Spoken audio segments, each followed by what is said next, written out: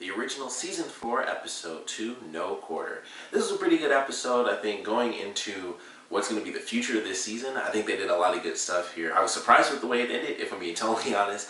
I didn't think that they would actually end up saving Klaus and then just leaving like that. I didn't really think they'd actually catch him and then end up escaping, but it was pretty cool. We got to see all of the originals, so we get to see the original actress, Claire Holt, come back. Unfortunately, because I was looking at the thing, it still said that she was like a special guest star, so I was like, oh, that sucks. That means that she's not back fully in the series, so it was really unfortunate to see like her name come up under that. So I know she won't be in like, all or most of the episodes. I was like, oh, that sucks. She's gonna end up leaving, or maybe they'll end up leaving the house that they were at the end of the episode because of where we're headed for the rest of the season. But I really like what we got. We had, Vincent had his own story in this episode where he's trying to figure out what happened to this young boy.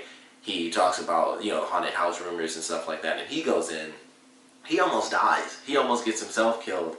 And if it weren't for that mother giving him the totem that was meant for her son, he wouldn't have survived. And so he sees this symbol, and somehow it's revolved around him. He's like, it might actually be my fault. And the first thing I thought personally was it had something to do with his wife because of just her character. But I'm really looking forward to how that's about to play out. And of course, we know that that's how they're going to end up bringing the originals back into the city, because it's going to have some effect on Hope and how she's, psychically linked to whatever this weird thing is. Like, they showed even more in this episode. It's just a random ball of light and it's just glowing around it. So I don't know what we're headed towards, but I thought that was a great way to end the episode. And it's like, okay, this is going to be, this is going to be that big of a deal, then it's definitely going to tie into, bringing all the characters back together into the city. And I'm excited to see how that plays out as well, because they still talk about, with the way they've done things with the originals, the way that that's going to work for, Klaus coming back into town where he was supposed to be defeated and all that stuff, and how everyone kind of wants to get rid of him. And also, before they all end up back together, what is Marcel going to do? Because, of course, his whole thing in the last episode was like, I have Klaus for this reason and for that reason, and also because I want to. He doesn't have that now. He doesn't have his cure for venom against the werewolves or anything like that. He doesn't have his big trophy as the ultimate villain has finally been defeated.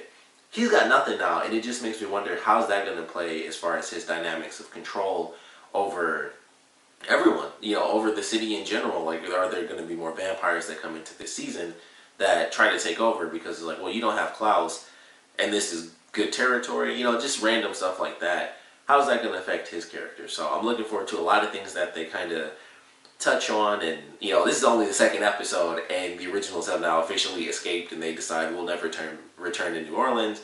Marcel is like, whatever. And I loved his speech, too. I thought that was a great way to end it, where Klaus was like, he tries to give him, just like in the first episode, he tries to have that moment of power where it's like, you could do that, and you could potentially kill us, but one of us could escape, and we'll come after you. And if not, then my daughter will come after you, and her daughter after her.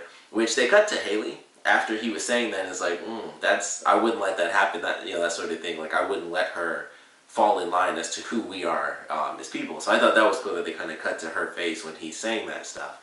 But Marcel kind of shut him down again, just like in the last episode. It was like, if I want to, I could take you all out right now. Like, that's plain and simple. No one's going to escape. I could kill you all.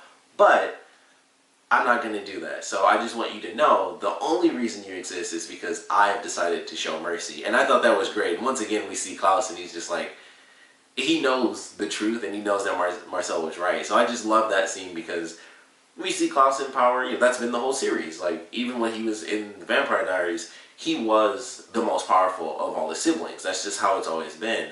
So to see Marcel be on his level and a little bit higher because of what he can do to the rest of Klaus's family, it makes it a ton. It's a lot of entertainment, honestly. I was going to say a bit entertaining, but it's really great just to see, Marcel be on top, and just to see anyone be able to kind of shut Klaus up and say, like, no, actually, I'm in control. You can spin it however you want and act as if it's your choice as to what happens, but it's really mine. So that was a great way to end the episode. Just going throughout the episode, starting from the very beginning.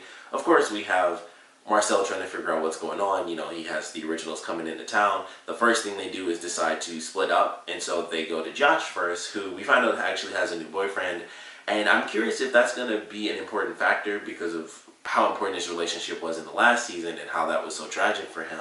I'm really curious what they're going to do, if this character will end up being important. I would assume he's not a vampire because they mentioned the fact that he's human. So I was like, alright, he's definitely not a vampire. Is that going to come into play? Is it going to be that sort of thing where we find out he knows a lot about the magical world? Maybe he knows that Josh is a vampire and he's got no problem with that. Or is he completely oblivious? Because that's kind of the thing in all these shows. Like whether it's, you know, the originals, Vampire Diaries, anything with magic and vampires and werewolves, there's always that human character where it's like, oh, that's just my human boyfriend or girlfriend who is potentially in danger all the time. And then like 4 episodes later, it's like, yeah, they knew the whole time that I was this, or they know way more than I ever thought they could have. So it makes me wonder if he'll actually be important to the series, or, you know, if it'll just be a relationship thing and they're able to keep that separated. Because especially with Josh being, you know, so high up in Marcel's court, it makes me wonder how safe his boyfriend could possibly be with where things are headed for this season. Even if everything was good right now, there's always something, you know, bad coming down the pipeline. So it just makes me wonder how that's going to play out for him in this new relationship, and if they're going to kind of repeat what they did last time where he ends up, you know, losing someone that's close to him. So I hope that doesn't happen, but it's like, all right, you got a new boyfriend, and, you know, of course we come in right as the chaos starts to come up, as this random new magic comes into play, and the originals come in to start threatening Josh and his boyfriend. So it's like, all right, well, see how happy his life is, because he's already suffered quite a bit. But he and Finn have a pretty good moment, which I thought was pretty good. But I don't know why I said it that way. But they had a great moment about Davina, and I really enjoyed that. And they talk about how, you know, being able to get over a relationship, or not really get over a relationship, but get over the pain of just losing that relationship and not really ending it. I like that moment. And we have a scene towards the end of the episode where he breaks Josh's phone. And I thought that was interesting. Like, you know, he was holding on to it, and he was like, you know, I was just doing a favor for a friend of a friend. And I was like, I wonder if they'll play up on that idea, because they were, you know, the two of them and then Marcel, those were the 3 closest people to Davina. And, you know, while Marcel and Davina kind of had their back and forth issues, she had, you know, her other 2 characters that she had relationships with, it was kind of always perfect. So they were always just good. And it makes me wonder if they'll kind of create a new bond, especially with, you know, this new magic coming in.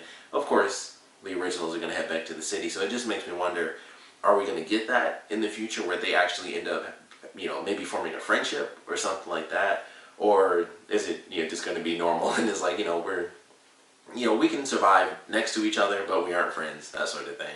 So that makes me wonder, you know, a lot of different things, how they kind of change throughout this episode, what's going to happen in the future. So I think it was a really fun episode. It was great to see everyone in this episode. So we got to see all of the characters together. We even got to see Cammy as a Vision, which was very cool to see.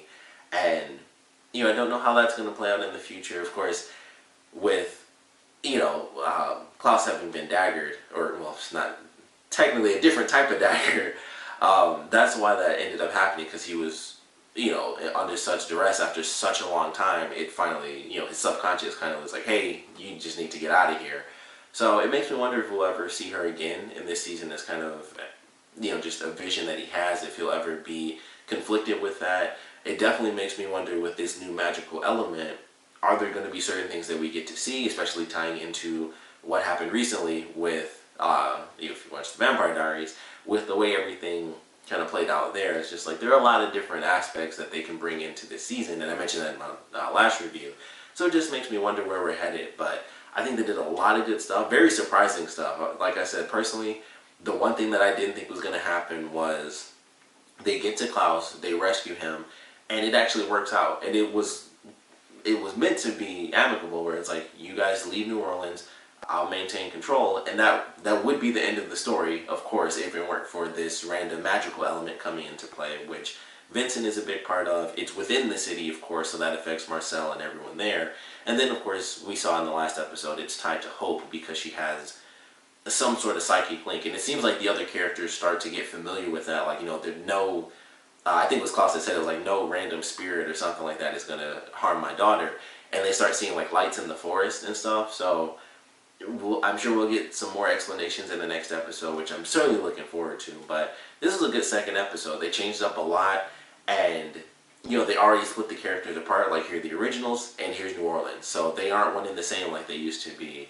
And I'm excited to see how that plays out, and how long it takes before they're forced to go back to New Orleans, and they're forced to work with Marcel, and he's forced to work with them, and just all the crazy family dynamics that's gonna come come out of that. So really looking forward to it. I think this was definitely a fun episode, but of course, we'd love to know what you guys thought about it. So please comment below, let me know your favorite parts, your least favorite parts, and I definitely want to know, what your speculations are for this random supernatural orb. Like, it's really hard to explain. That's pretty much all it is. So we'd love to know your theories on that, because for me personally, I just feel like it has to tie into the afterlife. I just feel like it has to. That's just what I'm expecting.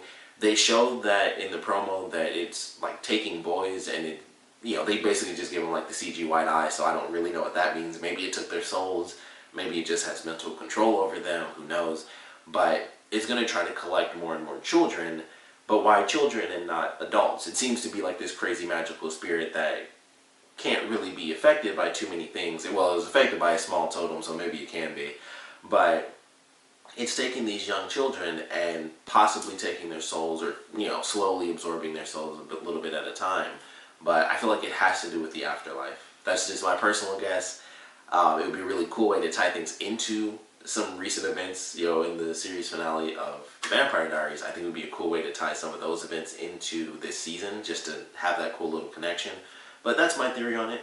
Definitely want to know yours, and of course I want to know what you guys thought about the episode in general, so please comment below, let me know, and thanks for watching.